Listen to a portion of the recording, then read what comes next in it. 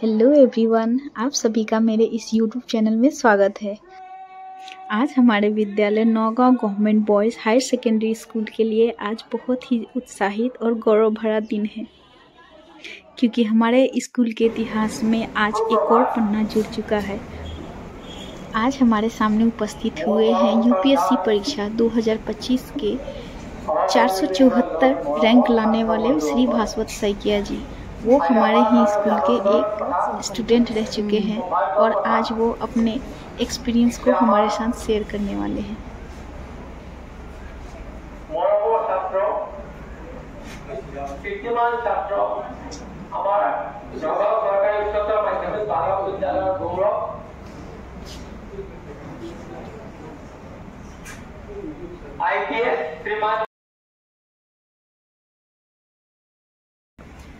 তোমালোকৰ নিচিনাই এজন ছাত্ৰ আমাৰ বিদ্যালয়ৰ 6 বছৰ ক্লাছ 5ৰ পৰা পঢ়িছে ক্লাছ 5ৰ পৰা ক্লাছ 10 6 বছৰ ইয়াত অধ্যয়ন কৰিছে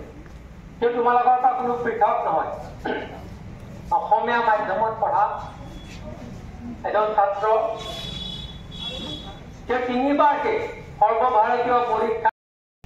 যথেষ্ট সাফল্য বা এক বিৰল ব্যক্তিমান স্থাপন কৰিছে আমাৰ অসমীয়া মাধ্যমৰ পৰা গৈ পেলাই আৰু তাতে তেওঁ তাৰোপৰি তেওঁ 2012 চনত অসমৰ ভিতৰতে হাইস্কুল শিক্ষান্ত পৰীক্ষাত 10ম স্থান পাই উত্তীৰ্ণ হৈছে গতিকে এজন অত্যন্ত মেধাৱী সদালাপী অতি বিনয় আমি দেখাত পৰাই আৰু তাৰোপৰি যি যাক কোৱা হয় ফুল অফ স্পিৰিট আমাৰ অতি মৰমৰ মেধাৱী কৃতি ছাত্ৰ এই বিদ্যালয়ৰ গৌৰৱ তোমালোকৰ নিচিনা ছাত্ৰ কোনো বেলেগ নহয় তোমালোকে তেওঁলোকক ৰিলেট কৰিব পাৰিবা যিহেতু ইয়াতে তেওঁ 6 বছৰ অধ্যয়ন কৰিছে আজি তেওঁ এটা স্থানত প্ৰতিষ্ঠিত IPS ইণ্ডিয়ান পুলিচ চাৰ্ভিচ বা ভাৰতীয় আৰক্ষী সেৱা তাৰ আগতে তেওঁ ভাৰতীয় বন সেৱাটো কৰিছিল না নিযুক্তি লাভ কৰিছিল সাফল্য লাভ কৰি এই সাফল্যৰ ধাৰা তেওঁ কেনেকৈ অব্যাহত ৰাখিছিল তেওঁৰ অধ্যৱসায় তেওঁৰ সাধনা তেওঁ ভাগি নপৰা মনটো এই বিষয়ে অকণমান ছাত্ৰসকলৰ লগত মত বিনিময় কৰিবলৈ অকণমান সময় তাৰ আগতে আমি আমাৰ স্নেহ আদৰ মৰম যাচিবলৈ আমাৰ ভাস্কৰক আমাৰ মাজত আহি উপস্থিত আমি অকণমান সামান্য মৰম আমাৰ শিক্ষকসকলৰ নথি শিক্ষকসকলৰ ছাত্ৰৰ সাফল্য কৃতিত্বতে শিক্ষকসকলৰ পৰম তৃপ্তি আৰু পৰম প্ৰাপ্তি গতিকে আমি আমাৰ এই সকল ছাত্ৰজনক আমি আমাৰ ফালৰ পৰা মৰম আদৰ যাচিব খুজিছোঁ প্ৰথমতে মই এখন ফুলাম গামোচাৰে আদৰণি জনাব খুজিছোঁ और यहाँ पे हमारे प्रिंसिपल सर ने उनको असम का जातीय गमछा और हमारे स्कूल का मैगजीन जो कि उदय है उनको प्रदान किया। इसके बाद भास्वत सैकिया सर ने हमारे लिए कुछ अपने एक्सपीरियंस शेयर किए, अपने टाइम मैनेजमेंट को बताया और बताया कि हमें अपनी एनर्जी को कैसे मेंटेन करना है, हमें अपने लाइफ के कोई भी प्रॉब्लम हो उनको कैसे जीतना है।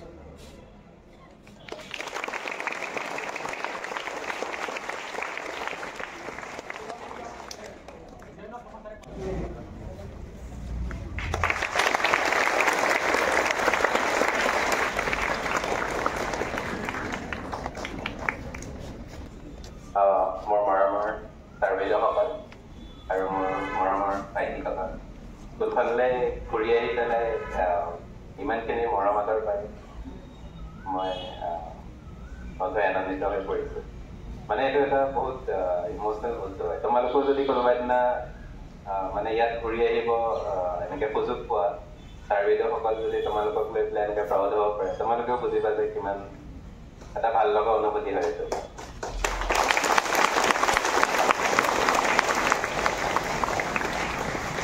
আজিৰ দিনটো মনত ৰাখিবলৈ ট্ৰাই কৰিবা আৰু তোমালোকেও মনত এটা সংকল্প লোৱা যে আমি যি ফিল্ডতে নহওক যেনেকৈ নহওক আমি নিজৰ বেষ্ট দিম আৰু এইটো চেষ্টা কৰিম যে মানে ছাৰ বাইদেউসকলে আমাক লৈ এদিন বহুত গৌৰৱ কৰিব পাৰে হয়নে বয়জৰ ল'ৰা আমাৰ দিনৰ পৰাই নহয় আমাৰ দেউতাহঁতৰ দিনৰ পৰাই গোটেই নগাঁৱত চবেই চিনি পায় হয়নে নহয় মানে বয়জৰ ল'ৰা বুলি ক'লে মানে যিটো মানে আমি গৌৰৱ অনুভৱ কৰোঁ সেইটো চাগে বেলেগ কোনো স্কুলে মানে এইটো ফিল কৰিব নোৱাৰে তোমালোকৰ যিটো মানে তোমালোকৰ যিটো অনুভৱ হয় ন এইখন স্কুলত পঢ়ি পেলাই সেইটো কথা তোমালোকে এতিয়া উপলব্ধি নকৰিব পাৰা কিন্তু ওলাই যোৱাৰ পিছত গম পাবা যে মানে কিমান আমি প্ৰিভিলেজ আছিলো আমাৰ যে এইখন স্কুলত আমি আহি পেলাই পঢ়িব পাৰিছো এতিয়া বাকী মই ধৰা সৰ্বভাৰতীয় পৰ্যায়ত 3বাৰকে এক্সামটো ক্লিয়াৰ কৰিবলৈ সক্ষম হৈছো UPSC তোমালোকে যদি মানে UPSC বুলিয়ে নহয় যিকোনো ফিল্ডতে যদি টিচাৰ ছাকচেছ পাব লাগে মানে তাৰ কাৰণে কি কৰিব লাগে তাকে অকণমান সৰুকে কওঁ প্ৰথম কথা হ'ল যে তোমালোকৰ মানে গ'লটো স্থিৰ কৰি ল'ব লাগিব যে মানে কি কৰিব বিচাৰিছা লক্ষ্যটো যদি স্থিৰ কৰি লোৱা তেতিয়াহ'লে পাবলৈ অলপ ইজি হৈ যায় ছেকেণ্ড কথা যে মানে কি কাৰণে সেইটো বিচাৰিছা সেইটোও দৰকাৰী হয় কাৰণ বহুত সময়ত কি হয় যে এনেকুৱা লাগে আমি চাগে নোৱাৰিম আধাতে আমি গিভ আপ কৰিব লাগিব কাৰণ কষ্টটোতো বহুত হয় এই UPSCৰ কাৰণে মানে কিমান পঢ়িব লাগে মানে দিনে ৰাতিয়ে পঢ়িয়ে থাকিব লাগে এনি টাইম পঢ়ি থাকিব লাগে আৰু মইতো তোমালোকৰ নিচিনা ল'ৰাইহে হয় মোৰো মন যায় ওলাই যাওঁ ফূৰ্তি কৰোঁ ঘূৰি ফুৰোঁ মানে পঢ়িবতো চাগে ইমান মন নাযায় কাৰো হয় নহয়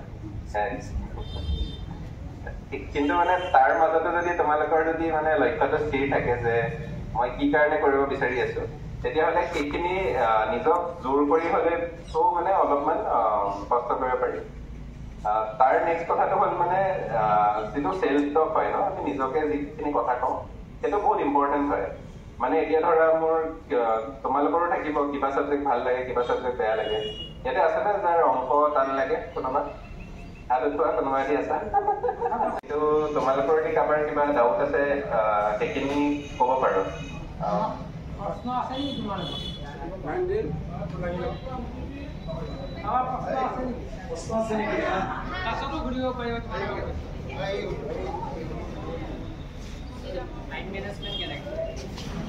টাইম মেনেজমেণ্ট মানে চোৱা মই টাইম মেনেজমেণ্টতকৈ বেছিকেতো মানে মোৰ কাৰণে এনাৰ্জি মেনেজমেণ্ট বেছি ইম্পৰ্টেণ্ট থাকে কাৰণ ইয়াতে কি হয় যে তুমি এনি টাইম পঢ়িয়ে থাকিব লাগে সেইটো কাৰণে কি হয় তোমাৰ ভালকে এনাৰ্জি মেনেজ কৰি মানে UPSCৰ ক্ষেত্ৰত অলপ তেনেকুৱা হৈ যায় যে মানে ইমান বেছি পঢ়িব লাগে যে তুমি মানে মাজে মাজে ব্ৰেকখিনি ভালকে ল'ব লাগে যাতে মানে টায়াৰ্ড হৈ নোযোৱা বা ধৰা ৰাতিপুৱা উঠি পেলাই চবতকে টান বস্তু এটা যদি ষ্টাৰ্ট কৰা পঢ়িব মন নোযোৱা হৈ যায় কিন্তু মানে প্ৰথমতে ধৰা মই এঘণ্টামান ইজি বস্তু অলপ পঢ়িলোতো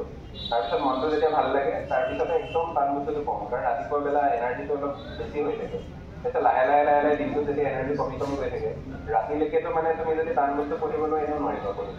তেতিয়া মানে একদম ইজি বস্তু যিটো অলৰেডি ভাল লাগে সেইখিনি পঢ়োঁ মানে সেইমতে তোমাৰ দিনটোত যিমানখিনি যেতিয়া মানে ফ'কাছ আহে সেইটো নিজকে চাই পেলাই সেইমতে পঢ়াটো এডজাষ্ট কৰিছোঁ यहाँ पे सर ने हमारे स्कूल के बच्चों को समझाया कि टाइम मैनेजमेंट डिसिप्लिन एनर्जी कितनी ज़रूरी है हमारे लाइफ में अगर हम डिसिप्लिन है हमारे लाइफ में और अपने मोटिव को लेके क्लियर है तो हमें हमेशा अपना गोल हमेशा मिल ही जाता है हमारे बच्चे भी काफ़ी ज़्यादा उनसे मिलने के बाद उत्साहित थे और मोटिवेट भी हुए हैं आशा करती हूँ कि हमारे विद्यालय के विद्यार्थी भी सर से कुछ सीखेंगे और अपने लक्ष्य को प्राप्त करने के लिए उनसे प्रेरणा लेंगे थैंक यू আসন কৰিছিলে এতিয়া মানে গৈ পেলাই বুজি পোৱা যায় যে কিয় দৰকাৰী আছিলে আমি সেইটো ৰুমত আছিলোঁ একদম পিছফালৰ ৰুমটোত ক্লাছ আছিলে তাতে তেতিয়াতো এফালেদি ৰাস্তাটোৰ ওচৰত গতিকে যিহেতু তোমালোকৰ নিচিনা কেইজন ছাত্ৰ এই অসমীয়া মাধ্যমৰ নগাঁও গভৰ্ণমেণ্ট বয়জৰ ছাত্ৰ গভৰ্ণমেণ্ট স্কুল বুলি যাক কোৱা হয় গতিকে পুনৰবাৰ আমি তেওঁক ধন্যবাদ জ্ঞাপন কৰিছোঁ শুভেচ্ছা জ্ঞাপন কৰিছোঁ ভৱিষ্যতে আৰু তেওঁ উন্নতিৰ শিখৰত আগুৱাই যাওক গতিকে পুনৰবাৰ তেওঁক ধন্যবাদ জ্ঞাপন কৰিছোঁ আকৌ শুভেচ্ছা জ্ঞাপন কৰিছোঁ